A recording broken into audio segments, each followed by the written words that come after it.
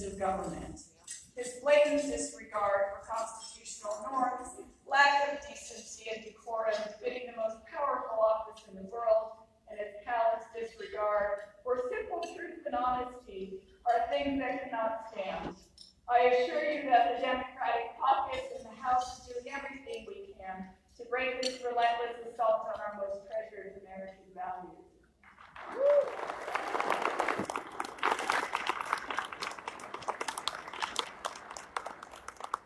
As Democrats and engaged citizens, even when in the minority, we must continue to speak out for the causes we believe in as a party and a people. We won't win all the battles, but we can be relentless in our efforts for the right things on behalf of the American people.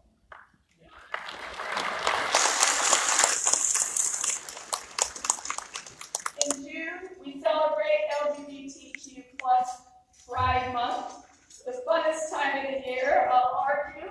It's an opportunity to recognize the countless contributions the LGBT communities have made to this country and to the world. On January 22nd, that was the day of the last State of the Union address, I posted a transgender flag outside my office in Washington, D.C.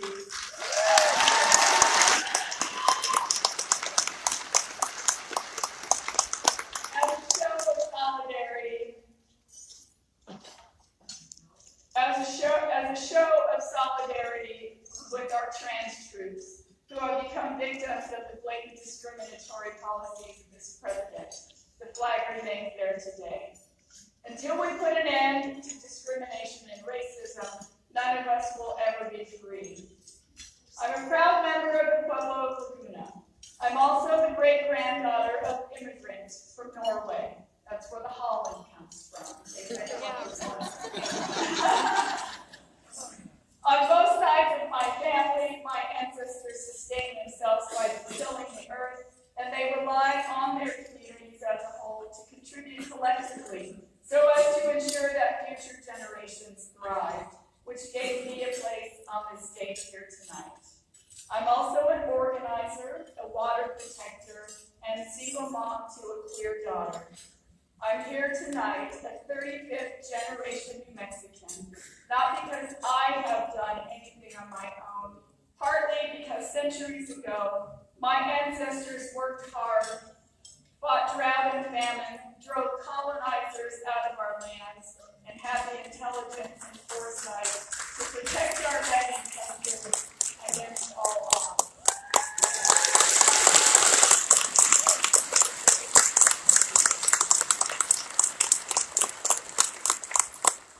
My father was a 30-year career Marine who won the Silver Star Medal for saving the lives of 6 Marines in Vietnam, and he's buried in Arlington.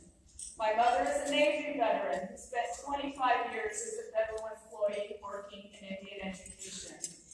As a child, my dad's military career took us to military bases on the East Coast and the West. And having gone to 13 public schools before graduating from Highland High School in Albuquerque, I know the struggles of military families. Usually someone says, "Go Hornets." At that point. Most every summer, my parents would send us to the Southwest to stay with my grandparents, where my grandmother's house didn't have running water or electricity until the mid-70s. She enjoyed having us kids around, as we would be given the task of retrieving water from the middle of the village. There was one spigot in the middle of the village. And she would let us chop wood, which is very surprising, as she trusted us with that task. But nonetheless, when you have to haul your own water, you become very stingy with it, using only the smallest amount for every task. And it's in her house that I learned the value of conservation. In our spare time, my cousins and I conquered the towering Red Mesa above the village. As kids, we had the big blue bowl of sky, the San Jose River, and the entire desert to ourselves. And at night, my grandmother would tell us stories by lamplight. When I decided that an English degree would suit me, I once more turned to my grandmother for stories that I could tell for her through a creative lens and for college the happy and sad things about her life, about her horse named John, about her grandmas who made and sold sheep's milk cheese as some of the village's first entrepreneurs, and about the priest who went around collecting children to take them to boarding school. She was 8 years old when she left her village on the train. Over the next 5 years, she only got to see her dad twice, as his only mode of transportation was a horse and wagon. She returned and would continue her life as a Pueblo woman, eventually marrying a man she had met at boarding school as a child, and they both sacrificed life on the Pueblo to join the assimilation policies of the United States government. They traveled west, and my grandpa would work as a diesel train mechanic on the Santa Fe Railroad for 45 years. The most important part of their story is that they preserved our culture and traditions while in Winslow, Arizona, taking the dances and feast days to the Indian camp, where 100 or so residents lived in boxcars behind a chain-link fence, a profound sacrifice in order to give my mother and her siblings the education and opportunities that a modern era promised. My grandmother used to clean diesel train engines with a bucket of kerosene and a brush. She could keep the trains in Winslow running on time, but she couldn't run for office. Likewise, my mother, who was an athlete and a musician and could recite the stats of every single San Francisco Giants player, couldn't run for office either, but they both paved the way for me. And here I am.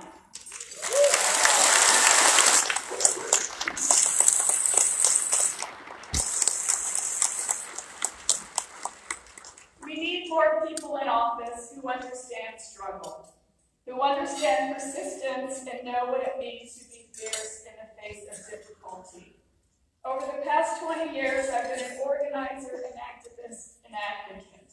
I focused on registering Native American voters to vote and getting them to the polls. I felt an obligation to honor one of my state's true heroes, Miguel Trujillo, an Isleta Pueblo U.S. Marine who fought in World War II, came home to New Mexico to find out that he couldn't vote, and then sued the state of New Mexico.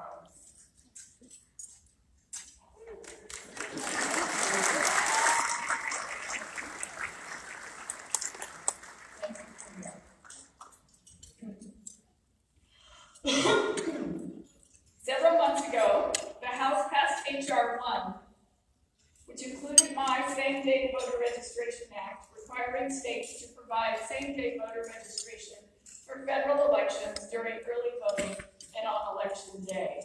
If a person shows up to vote and is eligible, they should be able to participate in our democracy.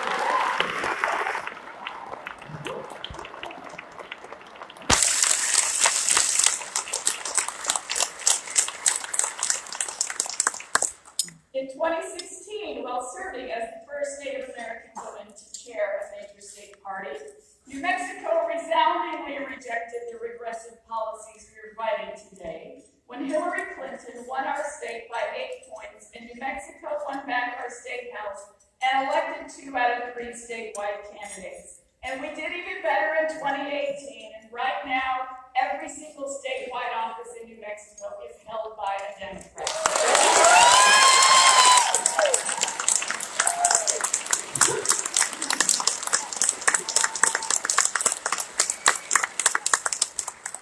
Today I'm here as one of the first Native American women elected to Congress in American history.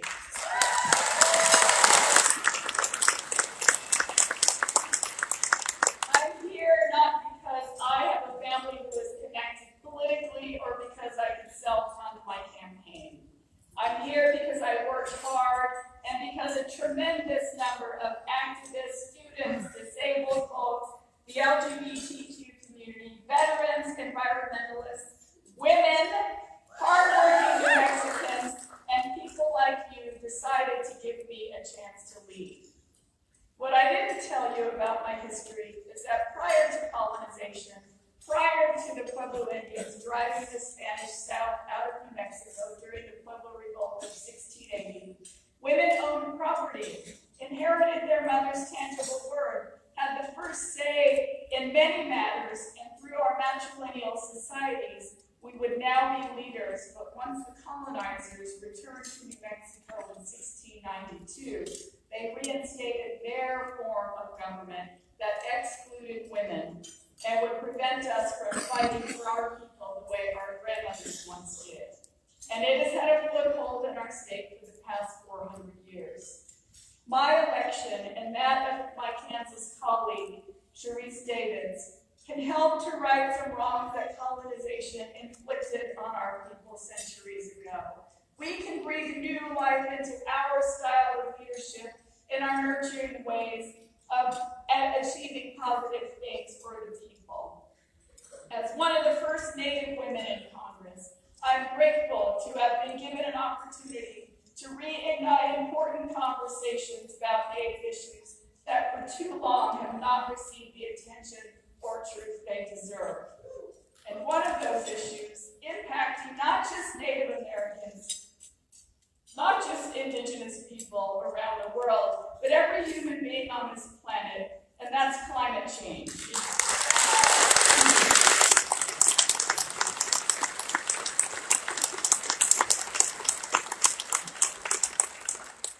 It's the preeminent issue of our time, and why I want us to move forward toward a renewable energy revolution.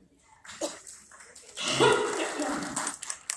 first bill I introduced in the 116th Congress, along with 79 co-sponsors, was the Antiquities Act of 2019. And that protects our national monuments from extraction, honors our Native American sacred sites, and ensures our most coveted places remain for future generations to see and touch and respect.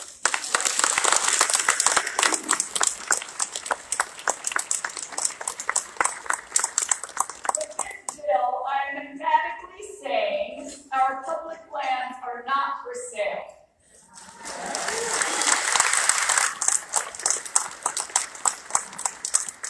Along with New Mexico Senator Martin Heinrich, I worked hard to bring attention to the federal government's plans to frack and drill around our Pueblo people's ancestral homeland in Chaco Canyon. As a result of those efforts, the Secretary of the Interior recently announced a one-year moratorium on drilling leases within a 10-mile radius of Chaco. And although that's notable, the fight is far from over.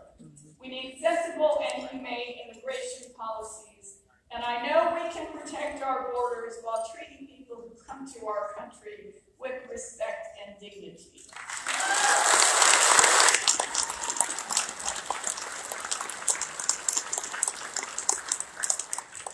Family separation did not work when my grandmother was a child, and it isn't working now. I'm thrilled that earlier this week the House passed a bill to protect DACA recipients and offer essential to our country.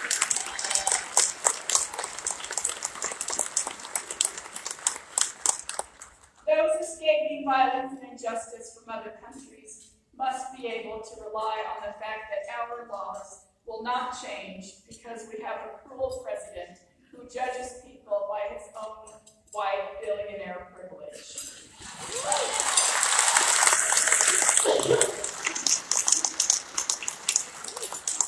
I'm proud to join so many of my colleagues who are fighting to change our less than perfect healthcare system. Thanks to the Affordable Care Act, and the rate of uninsured Americans is at an all-time low. However, we must finish the job we started so that every person can go to a doctor when they're sick. It's called universal health care.